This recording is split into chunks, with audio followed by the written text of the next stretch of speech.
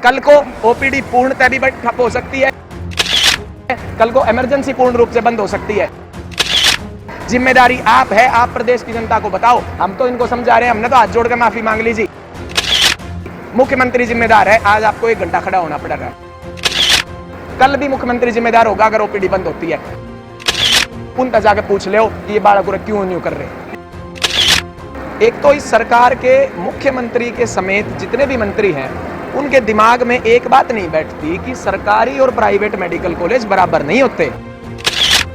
मुझे नहीं पता वो कितने पढ़े लिखे हैं खुद, लेकिन कोई भी पढ़ा लिखा आदमी जिसने साधारण बीए भी कर रखी हो, वो ये बात समझ सकता है कि प्राइवेट मेडिकल कॉलेज और सरकारी मेडिकल कॉलेज की तुलना नहीं करी जाती कभी भी। ये बच्चे सुसाइड करते हैं रोज, क्या करते नहीं है मैडम कितने, तो वो किस फैमिली से बिलोंग होते हैं। वो रिच फैमिली का बच्चा सुसाइड नहीं करता, वो हम जैसे मीडियम लोगों के बच्चे सुसाइड करते हैं। जो मरीजों को यहाँ पे दिक्कत हुई है, हम खुद उनसे ज़्यादा दुखी हम थे, लेकिन ये सारी जिम्मेदारी सरकार की थी। सरकार की वजह से ये सब हो रहा है। और मैं सरकार को कह देना चाहती हूँ कि यदि सरकार अभी भी नहीं मानी तो आगे जाके इससे भी बड़े बड़े कदम उठाए जाएंगे। यदि सरकार हमारी बातें नहीं मानती है तो पंचकुला कूच के लिए भी हम लोग तैयार हैं, चाहे हमें कितने से कितना बड़ा कदम क्यों ना उठाना पड़ जाए। अगर सरकार अपनी चीज़ के ऊपर अड़ी है तो हम भी अपनी चीज़ के ऊपर अड़ेंगे। आप अपना स्टेट का हेल्थ बजट बढ़ाओ, आप और खर्चे कम करो। आप तीसरे दिन करोड़ों रुपए अलग अलग प्रोग्रामों में बर्बाद करते हो।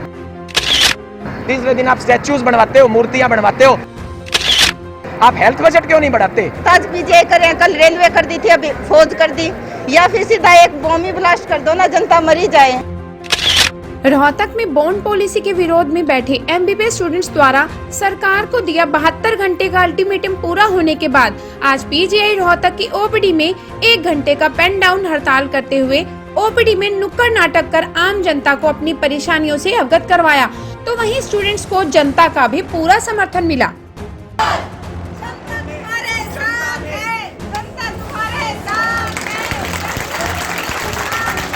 नमस्कार सभी को, मैं प्रिया कौशिक एमबीबीएस द्वितीय वर्ष की छात्रा पीजीआईएमएस रोहतक में ही पढ़ती हूँ।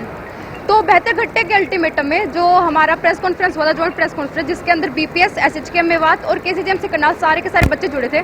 हमने सरकार को 72 घंटे का अल्टीमेटम दिया था कि यदि 72 घंटे के अंदर सरकार हमारी सहयोग नहीं करती है और हमारे हित में कोई भी फैसला या फिर हमसे बातचीत करने की कोई भी अपील नहीं करती है, तो हम कुछ ना कुछ बड़ा करेंगे, जिसके अंदर पंचकुला कुछ भी हो सकता था या फिर ओपीडी बंद करने जैसी बड़ी कदम भी उठाए जा सकते थे। तो 72 घंटे होने के बाद सरकार की तरफ से हमारे सहयोग में कोई भी अपील नहीं आई थी, तो उसके चलते हमारे आरडीए ने ये डिसीजन लिया कि वो 10 से 11 आज पेन डाउन करेंगे, जिसके अंदर ओपीडी से रिलेटेड सारा काम बंद हो जाएगा, जिसके अंदर प्रिस्क्रिप्शन राइटिंग नहीं होगी। और हम कहना चाहते हैं कि जो मरीजों को यहाँ पे दिक्कत हुई है, हम खुद उनसे ज़्यादा दुखी हम थे, लेकिन ये सारी जिम्मेदारी सरकार की थी। सरकार की वजह से ये सब हो रहा है। यदि सरकार अपनी जिम्मेदारी को समझते हुए हमारी अपीलों को मानती तो शायद आज ये 1 घंटे की चीज़ नहीं होती। और मैं सरकार को कह देना चाहती हूँ कि यदि सरकार अभी भी नहीं मानी तो आगे जाके इससे भी बड़े बड़े कदम उठाए जाएंगे। ये 1 घंटा आगे 3 दिन भी हो सकता है, 3 घंटे भी हो सकते हैं। तो भी कल कृषि मंत्री आए थे, उनसे भी हमने बात की थी कि बॉन्ड पॉलिसी को उन्होंने क्या था, कुछ पैसा ही तो ले रहे हैं हम, जब माँ बाप से नहीं ले रहे, स्टूडेंट से नहीं ले रहे, जब नौकरी लगेंगे तो बाद में 50,000 रुपये महीना लेते। कल कृषि मंत्री की जो भी बातें वो सारी की सारी आधारहीन थी और तर्कहीन थी। उनको खुद नहीं पता है कि इस पॉलिसी में क्या चीज़ें हैं। तो मतलब जो चीज़ें उन्होंने बनाई है वो खुद ही उन चीज़ों के ऊपर फैक्ट वाइज बिल्कुल भी टिके हुए नहीं है। वो सरकार को, सारी जनता को गुमराह करने का काम कर रहे हैं। तो कृषि मंत्री ने जो भी कहा वो बिल्कुल ही आधारहीन था। जो अभी आप लोगों का क्या डिसीजन रहेगा, क्योंकि आज पेन डाउन रहा, मरीज भी परेशान रहे और उस पर आपने अपील भी की एक भी मरीजों से कि हम जो है माफ़ी चाहेंगे जिस तरह से 1 घंटे आपने परेशानी हुई। तो आगे की किस तरह की रणनीति आप लोगों की रहेगी? यदि आगे हमारे इस 1 घंटे के पेन डाउन के बाद सरकार नहीं मानती है तो सरकार को समझ लेनी चाहिए कि अगर हम लोग 1 घंटे के लिए चीज़ कर सकते हैं तो आगे जाके और भी हो सकती है। और हम जनता को ये बता देना चाहते हैं कि सारी जिम्मेदारी सरकार की है। हम खुद उनसे ज़्यादा दुखी हैं कि हमें उनको इतना कष्ट देना पड़ रहा है, लेकिन सरकार अगर हमारी मांगों को पूरा नहीं करती है तो सरकार अपनी जिम्मेदारी के ऊपर ही सारी चीज़ें झेले। क्योंकि सरकार से अभी तक कोई मैसेज या कोई बातचीत हुई? सरकार की तरफ से अभी तक कोई भी बात करने की अपील नहीं की गई है। हम खुद ही वीसी मैम के साथ मीटिंग हमारी अभी होगी, तो उसके अंदर आगे डिसाइड किया जाएगा कि क्या चीज़ होगी। बिल्कुल, आगे आपका आंदोलन जारी रहेगा। सरकार इतनी मजबूत है, बात नहीं कर रही। आगे आंदोलन आपका किस तरह का रहेगा, क्योंकि पंचकुला की कूच के लिए आपने प्यार है? यदि सरकार हमारी बातें नहीं मानती है तो पंचकुला कुछ के लिए भी हम लोग तैयार हैं, चाहे हमें कितने से कितना बड़ा कदम क्यों ना उठाना पड़ जाए। अगर सरकार अपनी चीज़ के ऊपर अड़िग है तो हम भी अपनी चीज़ के ऊपर अड़िग हैं। तो आपके साथ आरडीए हैं और वो संस्थाएं हैं पीजीआई, हमारे साथ सारी संस्थाएं, सारे आरडीए, हम सरकार को बता देना चाहते हैं, पूरे रेजिडेंट्स, सारे पीजी, सारे एसआर, सारे जेआर, सब हमारे साथ हैं। बस सरकार की आंखें खुलने की देर है। तो किन किन बातों पर सहमति अगर हो सकती है, सरकार से कोई बातचीत होती है तो कहाँ तक सहमति होगी? सरकार जो हमारी 3 बड़ी बड़ी मांगे हैं, सबसे पहले तो जो ट्राइपार्टाइट ये इन्होंने सिस्टम चला रखा है, इसे हटाएं। जो बैंक को बीच में लेके आ रहे हैं, क्योंकि किसी भी राज्य की किसी भी सर्विस बॉन्ड की पॉलिसी में बैंक नाम की थर्ड पार्टी नहीं है, तो सबसे पहले बैंक को हटाया जाए। दूसरा, जो इतना लंबा टेन्योर इन्होंने बंधुआ मजदूरों की तरह हमारे ऊपर थोप दिया है, 7 साल किसी के लिए भी नौकरी करना आसान नहीं होता, उसे 1 साल किया जाए, मैक्सिमम 1 साल। और जो इतना बड़ा अमाउंट हमारे ऊपर थोप रखा है, जो किसी भी गरीब परिवार के बच्चे के लिए देना बिल्कुल इम्पॉसिबल है, उसको 5 लाख किया जाए। अगर सरकार हमारी ये 3 मांगे मांगती है तो हम भी मानते, वरना हम नहीं मानेंगे और ये हमारा आंदोलन और बड़ा होगा। मेरा नाम पंकज बिट्टू है और मैं 3rd ईयर MBBS स्टूडेंट हूँ। कल JP दलाल साहब का जो बयान था वो मैंने भी बड़ा ध्यान से सुना। उनका, कृषि मंत्री जी हैं हमारे, यहाँ भी आए थे यूनिवर्सिटी में थोड़े दिन पहले। मंत्री जी की बातों में ना, उनकी बातों में ही कोई लिंक नहीं था। उन्होंने 2-3 मोटी मोटी बातें बताई थी। एक तो वो कहते कि भाई प्राइवेट कॉलेज के अंदर हम इतना पैसा देते हैं, सरकारी के अंदर हम इतना पैसा देते हैं। एक तो इस सरकार के मुख्यमंत्री के समेत जितने भी मंत्री हैं, उनके दिमाग में एक बात नहीं बैठती कि सरकारी और प्राइवेट मेडिकल कॉलेज बराबर नहीं होते। मुझे नहीं पता वो कितने पढ़े लिखे हैं खुद, लेकिन कोई भी पढ़ा लिखा आदमी जिसने साधारण BA भी कर रखी हो, वो ये बात समझ सकता है कि प्राइवेट मेडिकल कॉलेज और सरकारी मेडिकल कॉलेज की तुलना नहीं करी जाती कभी भी। आज एम्स में तो 5,000 रुपये फीस है। एम्स के जैसा इंफ्रास्ट्रक्चर तो PGI में भी नहीं है। तो इस हिसाब से तो फिर जितना एम्स में इंफ्रास्ट्रक्चर है, एम्स की तो फीस फिर 10 लाख रुपए होनी चाहिए, जिस हिसाब की वहाँ पे फैसिलिटीज़ हैं। तो यहाँ के जो हमारे मुख्यमंत्री जी और ये जो जैसे दलाल साहब हो गए, कृषि मंत्री हो गए, इनको एक तो पहली बात ये समझनी पड़ेगी, सरकारी मेडिकल कॉलेज के अंदर प्राइवेट से तुलना आप नहीं कर सकते। जो प्राइवेट में पढ़ के आ रहा है, नीट का पेपर होता है 720 नंबर का, जो प्राइवेट में पढ़ता है वो तो 200 नंबर वाला भी पढ़ता है, 250 नंबर वाला भी पढ़ता है। जो सरकारी मेडिकल कॉलेज के अंदर बच्चा पढ़ता है वो 600 नंबर वाला पढ़ता है। ये नंबर कोई बराबर थोड़ी होते हैं। आप एक बात बताइए, 3-3 साल बच्चे कोचिंग लेते हैं, कोटा में तैयारी करते हैं, कई बार ऐसा होता है 550 नंबर आ गए, सिलेक्शन नहीं हुआ, बच्चा दोबारा 1 साल पढ़ने के लिए, तैयारी करने के लिए, अपने माँ बाप की खून पसीने की कमाई के लिए, कोटा में खाना ऐसा मिलता है, जानवर नहीं खा सकते उस खाने को, लेकिन वो बच्चे फिर भी 2-2, 3-3 साल वहाँ पे अपना खून पसीना बहा के, अपनी हड्डियां गला के बच्चे मेहनत करते हैं। आप कैसे सरकारी और प्राइवेट को बराबर कर सकते हो? तब जाके मिलती है सरकारी की सीट। दूसरी बात क्या कहते कृषि मंत्री जी, बोले कि जो पैसा दे सकता है उससे तो लें। अरे हम ही मिले आपको पैसा देने वाले, हम यहाँ पे नंबर भी लेकर आए, हम यहाँ पे रैंक भी लेकर आए, और हम यहाँ पे पैसा भी लेकर आए। क्यों? यहाँ दुकान खुली हुई है क्या? क्यों लेकर आए? बच्चा नंबर लेके आ सकता है, मेरिट लेके आ सकता है। कहते हैं जो दे सकता है उससे तो दे। हम ही हैं क्या जो दे सकते हैं? हम थोड़ी हैं वो जो दे सकते हैं। आप अपना स्टेट का हेल्थ बजट बढ़ाओ, आप और खर्चे कम करो। आप तीसरे दिन करोड़ों रुपए अलग अलग प्रोग्रामों में बर्बाद करते हो, तीसरे दिन आप स्टैच्यूज बनवाते हो, मूर्तियां बनवाते हो, आप हेल्थ बजट क्यों नहीं बढ़ाते? मेरा सवाल है उनसे ये। एक तरफ तो मरीजों को तो कहते हैं हम बेहतर से बेहतर स्वास्थ्य सुविधाएं देंगे, आयुष्मान भारत, आत्मनिर्भर भारत, और जब बजट की बात आती है, आपको ये बात पता होगी कोविड में कितना हाई उलट मचा था, लेकिन उसके बाद यूनियन हेल्थ बजट कम हुआ था। ये कितनी विरोधाभास वाली बात है। कोविड के टाइम पे तो चिल्लम चिल्ली बोला ऑक्सीजन नहीं है, वो नहीं है, वो नहीं है। उसका समाधान क्या था? बजट बढ़ाओ। बढ़ाया आपने बजट? हरियाणा स्टेट के हेल्थ बजट में कितनी बढ़ोतरी हुई है, आप वो बजट बढ़ाओ ताकि आपके कैश को, वो है जो पैसा दे सकते हैं। हमारी फीस 50,000 रुपए होती थी 2019 तक, वो फीस 80,000 रुपए कर दी, 30,000 रुपए एक साथ फीस बढ़ोतरी।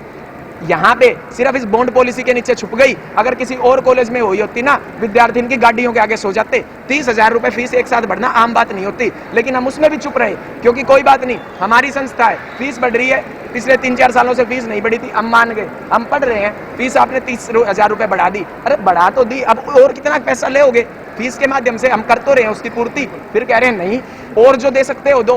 क्यों दें? कहाँ से दें? और बच्चा यहाँ पे गवर्नमेंट मेडिकल कॉलेज के अंदर जो आता है, कोई कर्मचारी का बच्चा है, कोई किसी के पेरेंट्स प्राइवेट एम्प्लॉयड है, कोई कॉन्ट्रेक्चुअल एम्प्लॉयमेंट गरीब घर का में, बच्चा मैक्सिमम यानी कि किसान नहीं गरीब कर सकता, परिवार का पढ़ाई बच्चा है। करते हैं। दूसरा मैं ये कह रहा हूँ 19 दिन हो चुके हैं, आगे ये कब तक रहे, क्योंकि आपकी जो पढ़ाई है वो भी जो है बाधित हो रही है, जो प्रैक्टिस है साथ में वो बाधित हो रही है, काफी परेशानी आप लोगों को हो रही है। कब तक आप देखिए, पढ़ाई और प्रैक्टिस बहुत बुरी तरह से प्रभावित है, रेजिडेंट्स का काम प्रभावित है। रेजिडेंट्स सिर्फ ओपीडी का बंद करने से रेजिडेंट्स का वो नहीं होता, रेजिडेंट्स हमारे वहाँ साथ जाके बैठते हैं, उससे भी कार्य प्रभावित होता है। रेजिडेंट्स हमारे साथ मंच पर खड़े होते हैं, रेजिडेंट्स का काम उससे भी प्रभावित होता है। तो स्वास्थ्य सेवाएं और पढ़ाई तो ठप होनी है, मैं आपको ये बता देता हूं। और इसके लिए जिम्मेदार मनोहर लाल खट्टर है, और ये जो जेपी दलाल जैसे मंत्री जी बयान देते हैं और डिफेंड करते हैं। फिर कृषि मंत्री जी क्या कहते हैं, बोले इसमें गलत क्या है। अरे आप एक बात बताओ यार, आप प्राइवेट और सरकारी मेडिकल कॉलेज की तुलना करते हो, उसके बेसिस पे आप अपनी स्टेटमेंट, फिर आप कहते हो जो पैसा दे सकता है उससे तो हम ले ले। कितनी निराधार बातें हैं ये लोग। हम ही आपको मिलते हैं क्या पैसे देने वाले? हम अपनी फीस दे रहे हैं, बच्चे का काम होता है ट्यूशन फीस कॉलेज की पे करना, उसके अलावा कोई भी पैसा उससे मांगना सुप्रीम कोर्ट ने भी कह रखा है कैपिटेशन फीस होती है, जिसपे सुप्रीम कोर्ट की तरफ से बैन है। इनके मंत्रियों के पास इनकी बात का कोई डिफेंस नहीं है। एक मंत्री का, एक मुख्यमंत्री का अगर वो कोई पॉलिसी लाता है, उसका ये फर्ज बनता है वो उसको जिम्मेदारान तरीके से उसकी रिस्पॉन्सिबिलिटी लेते हुए उसको क्लोज बाय क्लोज एक्सप्लेन करे। सरकार को कुल मिला के उनको कुल मिला के मेरा मैसेज यही है, पहली बात, आप सरकारी और प्राइवेट मेडिकल कॉलेजेस की तुलना ना करें, क्योंकि ये बराबर नहीं है। एक के साथ रैंक है, मेरिट है, दूसरी के साथ पैसा है, ये तुलना हम नहीं सहेंगे। दूसरी बात, यहाँ पे विद्यार्थियों की यही मांग है कि हम काम से पीछे नहीं हट रहे। आपके पास ही वैकेंसियां नहीं है, हम तो काम करने के लिए तैयार हैं, लेकिन आपकी जो बॉन्ड की शर्तें हैं वो ऐसी नहीं होनी चाहिए कि बच्चे का करियर बर्बाद हो जाए, या फिर हरियाणा में बच्चे सीटी उठाना बंद कर दें, उसमें हमारे संस्थानों की बेइज्जती है। 1 साल, मैक्सिमम 1 साल का सर्विस पीरियड, 5 लाख रुपए बॉन्ड की राशि, और 2 महीने के अंदर डिग्री कंप्लीट होने के बाद जहां भी आप लगाओगे, आप चाहे रूरल लगाओ चाहे अर्बन लगाओ, हम जाने के लिए तैयार हैं। आप गांव में मेज कुर्सी पे बैठाओगे, हम ओढ़े भी जाके दवाई दे देवांगे, एसी नीचे बैठाओगे, हम ओढ़े भी जाके दे देंगे। 2 महीने में आपको सर कह रहा हूँ, 1 साल बोल डिग्री कंप्लीट होने के बाद 2 महीने के अंदर वो जॉब दो, 1 साल की। मेरे कहने का तात्पर्य ये है, सर्विस पीरियड 1 साल का, 2 महीने के अंदर जॉब इसलिए जरूरी है, बच्चा आपके मुंह की तरफ नहीं देखेगा कि भाई चंडीगढ़ से कब वैकेंसी निकलेगी, वो या तो अपनी MDMS करेगा या कुछ और करेगा, वो आपके इंतजार में क्यों बैठे। आपका फर्ज बनता है, आपका फर्ज तो ये बनता है आप डिग्री कंप्लीट होते ही उसको नौकरी दो। कायदे से तो एक भी दिन बीच में पीरियड नहीं होना चाहिए, लेकिन फिर भी हम कह रहे हैं चलो एडमिनिस्ट्रेटिव प्रक्रियाएं होती हैं, प्रशासन का काम करने का ढंग होता है, 2 महीने का पीरियड का हम बर्दाश्त कर लेंगे।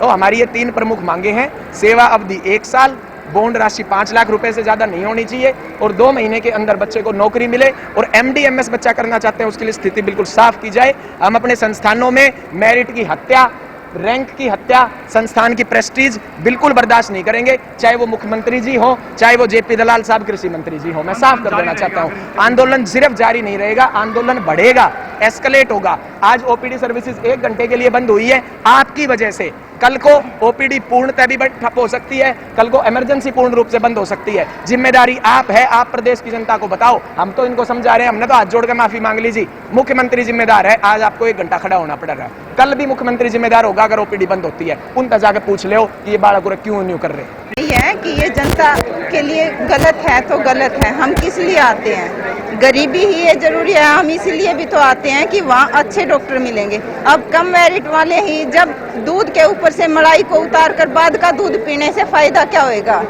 सर ये बताओ ना, मलाई में सारा घी निकल तो जाता है, उसका सीत ही तो बच जाता है, उस सीत का फिर क्या करें? वो दूध नहीं रहता। जब ये ऊपर की मेरिट निकल जाएगी तो नीचे वाली मेरिट का फायदा क्या है?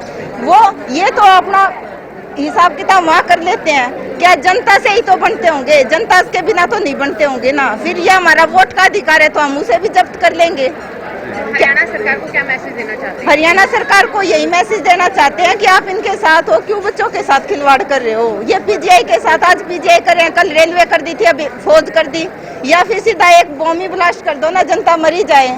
ये घोट घोट के कवाड़िया क्यों गर्दन पे रख रखा है? ये तो इनके गर्दन पे फांसी का फंदा लटका दिया ना। आज डॉक्टर हैं, कल फौजी थे, उससे पहले रेलवे थी। हर रोज कोई ना कोई नया ड्रामा लेके क्रिएट हो जाते हैं। इनके ऊपर तो कोई फर्क नहीं पड़ता, ना इनका कोई टैक्स कटना है ना कुछ और। बच्चों की फीस बढ़ती है तो माँ बाप का गला कटता है। ये बच्चे सुसाइड करते हैं रोज, क्या करते नहीं है मैडम कितने? तो वो किस फैमिली से बिलोंग होते हैं। वो रिच फैमिली का बच्चा सुसाइड नहीं करता, वो हम जैसे मीडियम लोगों के बच्चे सुसाइड करते हैं। तो सरकार से इतनी गुजारिश है कि बच्चों की जो फीस थी अगर तुम कम नहीं कर सकते तो बढ़ाने की भी नहीं रखो। क्या नाम है आपका? मेरा नाम अनीता है मैडम।